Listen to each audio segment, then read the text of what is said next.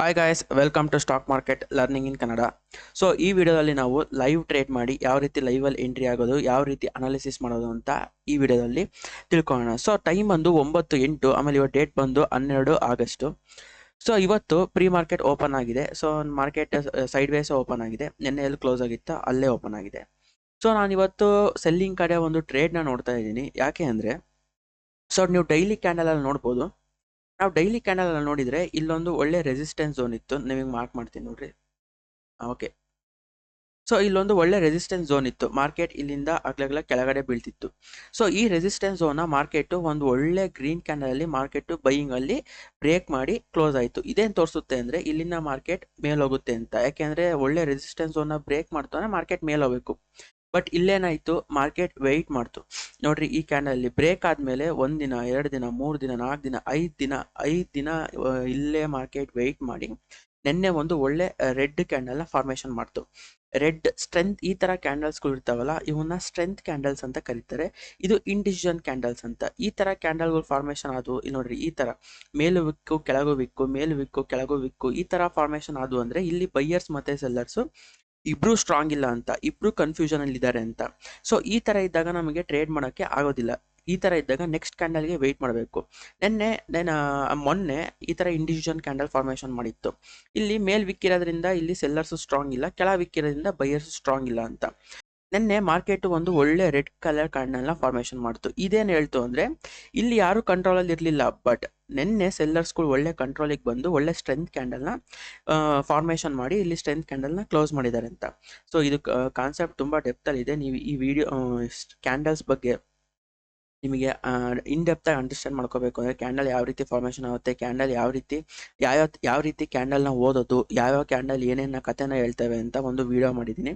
ಇಲ್ಲಿ ರೈಟ್ ಸೈಡಲ್ಲಿ ಹಾಕಿರ್ತೀನಿ ಅಥವಾ ಡಿಸ್ಕ್ರಿಪ್ಷನಲ್ಲಿ ಲಿಂಕಲ್ಲಿ ಹಾಕಿರ್ತೀನಿ, ಹೋಗಿ ನೋಡಿ. ತುಂಬ ಒಳ್ಳೆ ಕಾನ್ಸೆಪ್ಟ್. ಯಾಕಂದರೆ ನಿಮಗೆ ಕ್ಯಾಂಡಲ್ ಸ್ಟಿಕ್ಸ್ ಓದೋದು ಕಲ್ತ್ರಿ ಅಂದರೆ ನಿಮಗೆ ಸ್ಟಾಕ್ ಮಾರ್ಕೆಟ್ ತುಂಬ ಈಸಿ ಆಗುತ್ತೆ. ಸೊ ನಿನ್ನೆ ಇಲ್ಲಿ ಸೆಲ್ಲರ್ಸ್ ಡಾಮಿನೇಷನ್ ತೋರಿಸಿದ್ರು, ಒಳ್ಳೆ ಕ್ಲೋಸಿಂಗ್ ಕೂಡ ಕೊಟ್ಟರು. ಇಲ್ಲಿ ಅಷ್ಟೊಂದು ಬೈಯರ್ಸ್ಗಳು ಇನ್ನೂ ಬಂದಿಲ್ಲ, ಸರಿನಾ. ಇವತ್ತು ಅಲ್ಲೇ ಸೈಡ್ ವೇಸ್ ಓಪನ್ ಆಗಿದೆ, ಸರಿನಾ. ಸೊ ಹಂಗಾಗಿ ನಾವು ಕಂಟಿನ್ಯೂಷನ್ಗೆ ನಾವು ಟ್ರೇಡ್ ಮಾಡ್ಬೋದು. ನಿನ್ನೆ ಸೆಲ್ಲಿಂಗ್ ಬಂದು ಅಲ್ಲೇ ವೆಯ್ಟ್ ಮಾಡಿ ಕ್ಲೋಸ್ ಮಾಡ್ತು. ಸೊ ಇವತ್ತು ಕಂಟಿನ್ಯೂಷನ್ಗೆ ನಾವು ಟ್ರೇಡ್ ಮಾಡ್ಬೋದು. ಸೊ ಇಲ್ಲಿ ನಂದು ಒಂದು ಒಳ್ಳೆ ಸಪ್ಲೈ ಝೋನ್ನ ಮಾರ್ಕ್ ಮಾಡಿದ್ದೀನಿ. ಸೊ ಇಲ್ಲಿ ನೋಡ್ರಿ, ನಿನ್ನೆ ಇದು ಒಳ್ಳೆ ಸಪೋರ್ಟ್ ಝೋನ್ ಥರ ಇತ್ತು. ಇಲ್ಲಿಂದ ಮಾರ್ಕೆಟ್ ಮೇಲೋಗಿತ್ತು.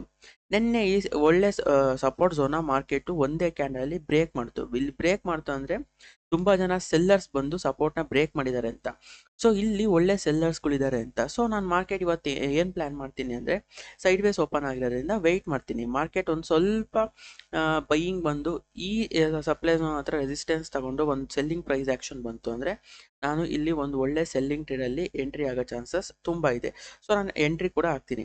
ಏಕೆ ಅಂದರೆ ನಿನ್ನೆ ಒಳ್ಳೆ ಸೆಲ್ಲಿಂಗ್ ಬಂದು ಇಲ್ಲೇ ವೆಯ್ಟ್ ಮಾಡ್ತು. ಇವತ್ತು ಕಂಟಿನ್ಯೂಷನ್ಗೆ ನಾನು ಟ್ರೇಡ್ ಮಾಡ್ತೀನಿ. ಇಲ್ಲಿ ಒಳ್ಳೆ 1:2, 3 ರಿಸ್ಕ್ ಟು ರಿವಾರ್ಡ್ ರೇಷಿಯೋ ಇರೋ ಟ್ರೇಡ್ ಸಿಗ್ಬೋದು. ಸೊ ನಾವು ಆ ಪ್ರೈಸ್ ಆ್ಯಕ್ಷನ್ ನೋಡಿ ಟ್ರೇಡ್ ಮಾಡೋಣ. ಇದು ಓಪನ್ ಆದ ತಕ್ಷಣ ಮಾರ್ಕೆಟ್ ಮೇಲೋಗಿ ಈ ಸಪ್ಲೈ ಝೋನ್ ಹತ್ರ ಹೋದ್ರೆ ಈ ಥರ ಪ್ಲ್ಯಾನು, ಅಥವಾ ಮಾರ್ಕೆಟ್ ಓಪನ್ ಆದ ತಕ್ಷಣ ಕೆಳಗೆ ಹೋಗಿ ಸ್ಟಾರ್ಟ್ ಆಯಿತು ಅಂದರೆ ನೋಡಿ, ಇಲ್ಲಿ ಓಪನ್ ಆದ ತಕ್ಷಣ ಹಿಂಗೆ ಕೆಳಗೆ ಬರೋಕ್ಕೆ ಸ್ಟಾರ್ಟ್ ಆಯಿತು ಅಂದರೆ ಈ ಲೋಗಳು ಇದಾವಲ್ಲ, ಇದನ್ನು ಬ್ರೇಕ್ ಮಾಡ್ತಾವಲ್ಲ, ಯಾವ ಕ್ಯಾಂಡಲ್ ಈ ಲೋನ ಬ್ರೇಕ್ ಮಾಡುತ್ತಲ್ಲ ಆ ಕ್ಯಾಂಡಲ್ ನಾನು ಎಂಟ್ರಿ ಆಗ್ತೀನಿ.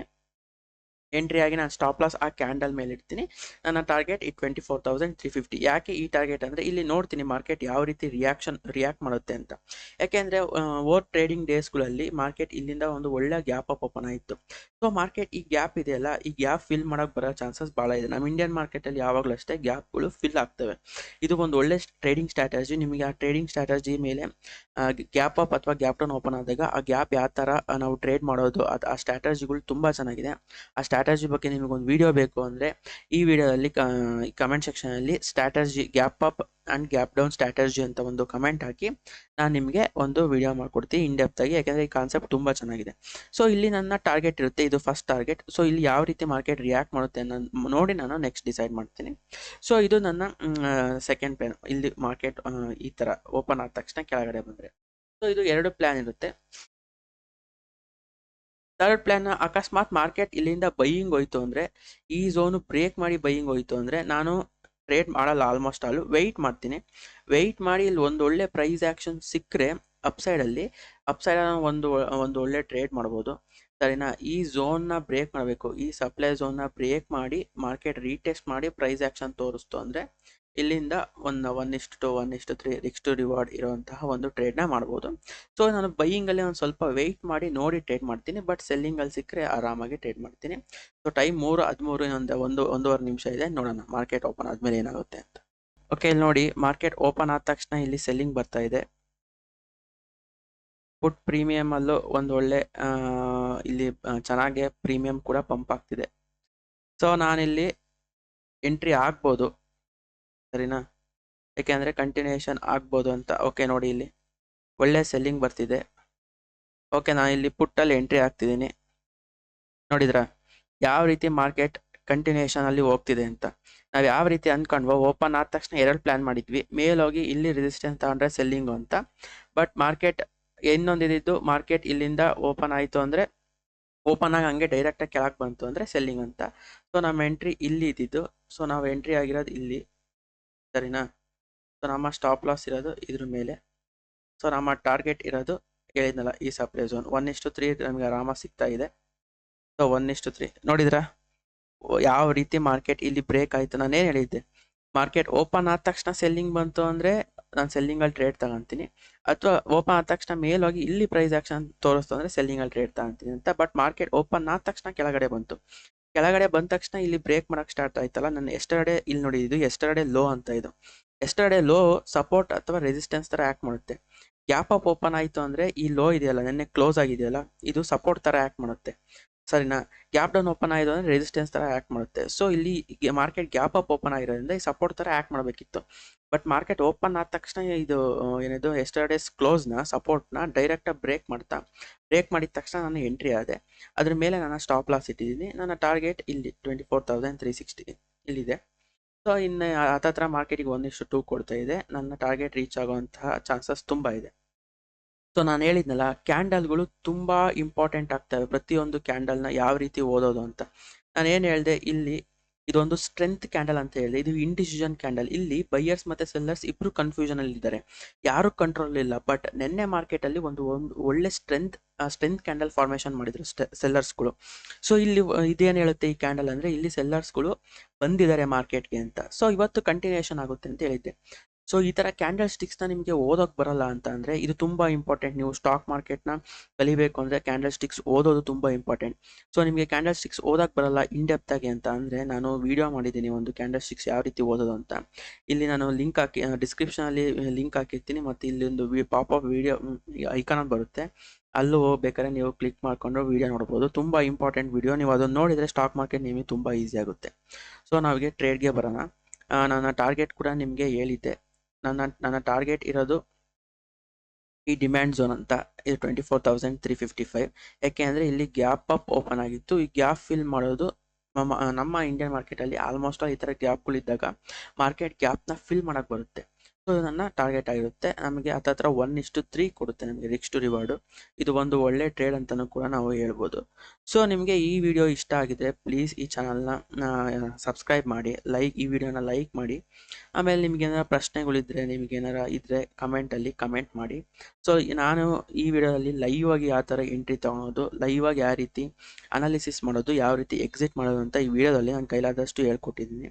ಸೊ ನಿಮಗೆ ಇಷ್ಟ ಆಗಿದ್ರೆ ಪ್ಲೀಸ್ ಒಂದು ಲೈಕ್ ಮಾಡಿ ಮತ್ತು ಕಮೆಂಟ್ ಮಾಡಿ, ಚಾನಲ್ನ ಸಬ್ಸ್ಕ್ರೈಬ್ ಮಾಡಿ. ಸೊ ನೋಡೋಣ ಇಲ್ಲಿ ಟಾರ್ಗೆಟ್ ರೀಚ್ ಆಗುತ್ತಾ ಏನಾಗುತ್ತೆ.